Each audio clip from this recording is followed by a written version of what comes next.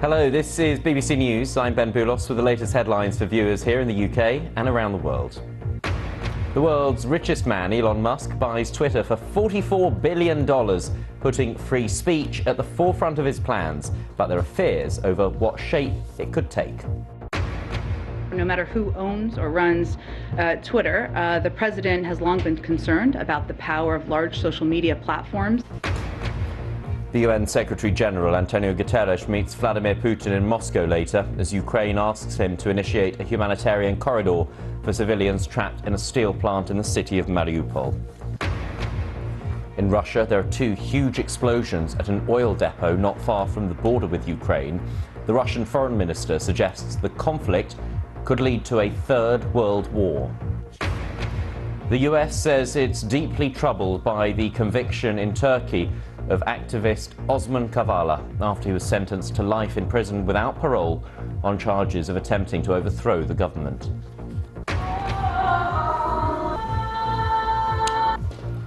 For the first time, black women artists from Britain and the United States win awards at the prestigious Venice Biennale.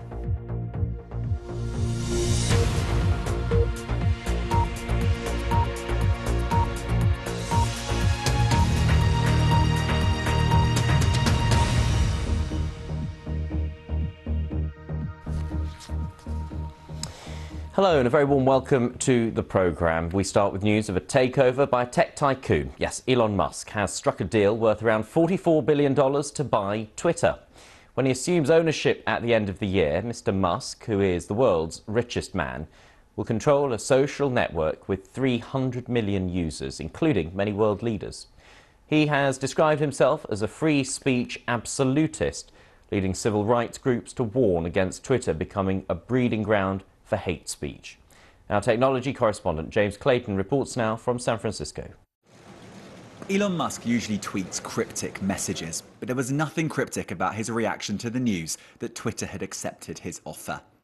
But people here in Silicon Valley are rubbing their eyes with disbelief. The world's richest man, now the owner of one of the most influential social media platforms.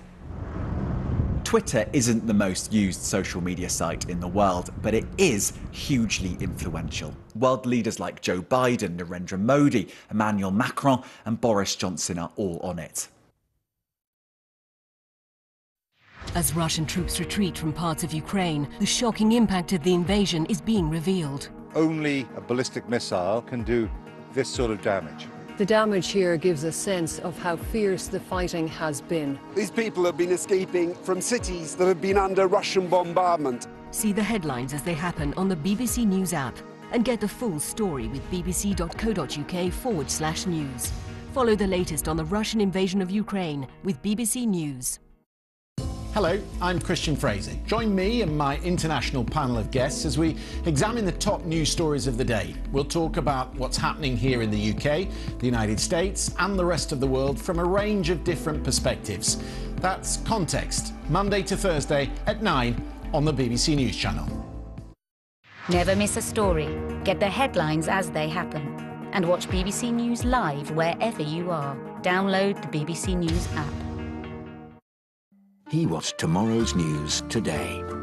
She's broadening her horizons. He's growing his knowledge.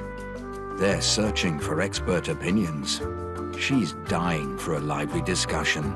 He's taking stock of the situation. She wants to dive deeper. They just need a conversation starter. Everyone's news all in one place. The Papers, weeknight at 10:30 and 11:30 on the BBC News Channel.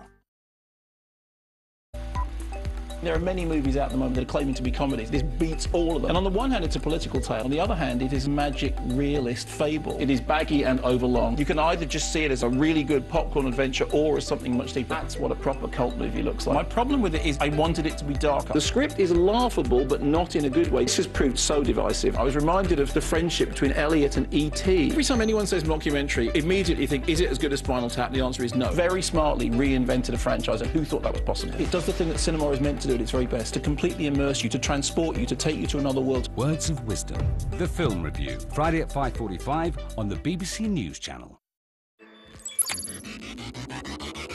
Welcome to Click. We're outside again. The sensors to track dangerous hotspots. The robots are operating like a swarm of bees would. I'd love to be a cyborg. It won't be long before we're all living in this virtual universe. Spencer, where are you? It looks like I really shouldn't be having salt. We might be able to stop or even reverse the aging process. I've just sat here and controlled things with my brain. It's like technology telekinesis, isn't it? The race is on to decarbonise aviation. Cleaning up the stuff that comes out of those.